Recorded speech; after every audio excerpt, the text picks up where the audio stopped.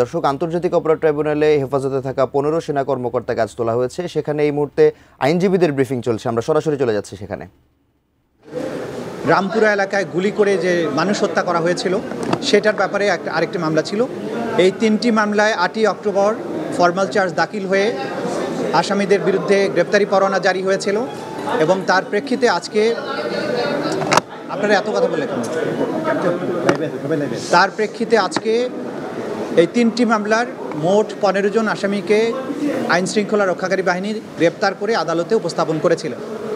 গুমের দুটো মামলার মধ্যে একটি মামলা ছিল র্যাপিড অ্যাকশন ব্যাটালিয়নের পরিচালিত যে বন্দিশালা ছিল টিএফআই সেল, সেইখানে কিছু বন্দীকে আটক করে রাখা 2016 সাল থেকে 2024 সাল পর্যন্ত টোটাল এই কতজন 14 জন বন্দীকে সেখানে গুম করে রাখার অভিযোগে যে মামলাটি ছিল সেখানে 10 জন আসামিকে হাজির করা হয়েছিল।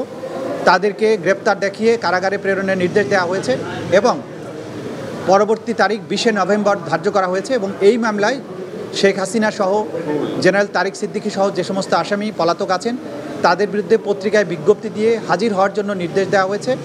আগামী এক সপ্তাহের মধ্যে এই পত্রিকায় বিজ্ঞপ্তি দিয়ে তাদের হাজির হওয়ার জন্য বলা হয়েছে। পরবর্তী তারিখ নির্ধারণ করা হয়েছে 20 নভেম্বর। দ্বিতীয় যে মামলাটি ছিল সেটি হচ্ছে জেআইসি অর্থাৎ জয়েন্ট ইন্টারোগেশন সেল পরিচালিত বন্দিশালায় বেশ কয়েকজন ভিকটিমকে 2016 থেকে 2024 সালের আগস্ট পর্যন্ত 5ই আগস্ট পর্যন্ত যাদেরকে বন্দি করে রাখা হয়েছিল 24 জন।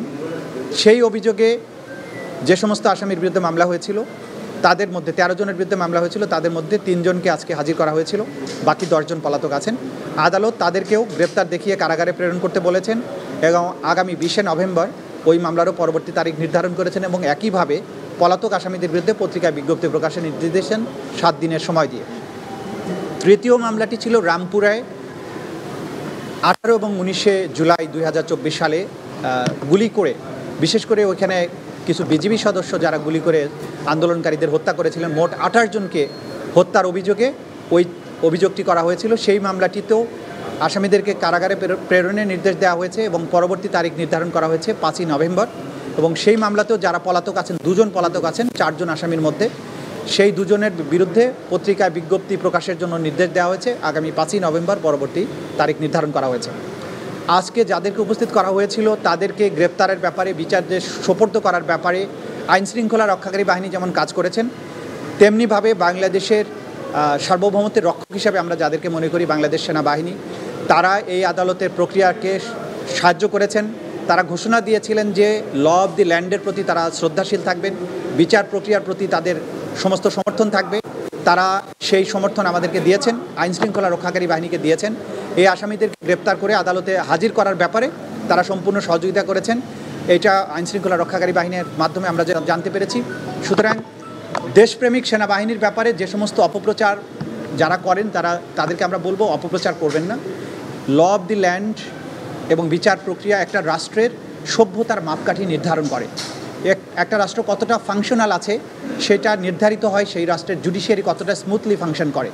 সুতরাং রাষ্ট্রের বাহিনীগুলো আমাদের এই বিচার প্রক্রিয়াকে সমর্থন করা, তাকে স্মুথলি পরিচালনার ব্যাপারে যেটা করেছেন, এটা প্রসিকিউশনের পক্ষ থেকে আমরা সবাইকে যারা এই প্রক্রিয়াকে সাহায্য করছেন তাদের সবার প্রতি আমাদের কৃতজ্ঞতা জানাচ্ছি।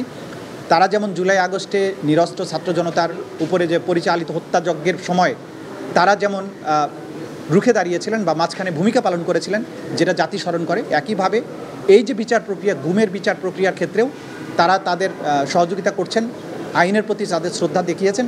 এটাও আমরা এই আজকের এই সময়ে আমরা উল্লেখ করতে চাই। এই পর্যন্ত আজকের আমাদের বক্তব্য ছিল। Thank you. ওনাদেরকে আইন শৃঙ্খলা রক্ষাকারী বাহিনী গ্রেপ্তার করে আজকে আদালতে উপস্থিত করেছিল। তারা এখনও যেহেতু আজকে আইনজীবীরা হাজির হয়ে তাদের পক্ষে ওকালতনামায় স্বাক্ষরের অনুমতি নিয়েছেন, তারা বলেছেন জামিনের আবেদন করতে চান। আদালত বলেছেন যেহেতু জামিনের আবেদন একটা প্রক্রিয়ার ব্যাপার আছে, প্রথমে ওকালতনামায় তারা সিগনেচার নেবেন, তারপরে নিয়মিতভাবে আবেদন করবেন। আদালত বলেছেন যে আবেদন থাকলে আপনারা রেজিস্ট্রার অফিসে আইন অনুযায়ী দাখিল করবেন, পরবর্তী তারিখে যদি কোনো আবেদন থাকে তখন সেটা তারা শুনানি অনলাইনে শুনানির ব্যাপারে এটা বলল তারা। আর কোনো আবেদনই আজকে দাখিল হয়নি। তারা মৌখিকভাবে আসামিদের সাথে কথা বলার বা প্রিভিলেজড কমিউনিকেশনের জন্য আবেদন করেছিলেন, আদালত সেটা মঞ্জুর করেছেন। বাকি যে সমস্ত আবেদন তারা ফাইল করার কথা সেটা যথাযথ প্রক্রিয়ায় ওনারা দাখিল করবেন, করলে তখন প্রক্রিয়া অনুযায়ী সেটা শুনানি।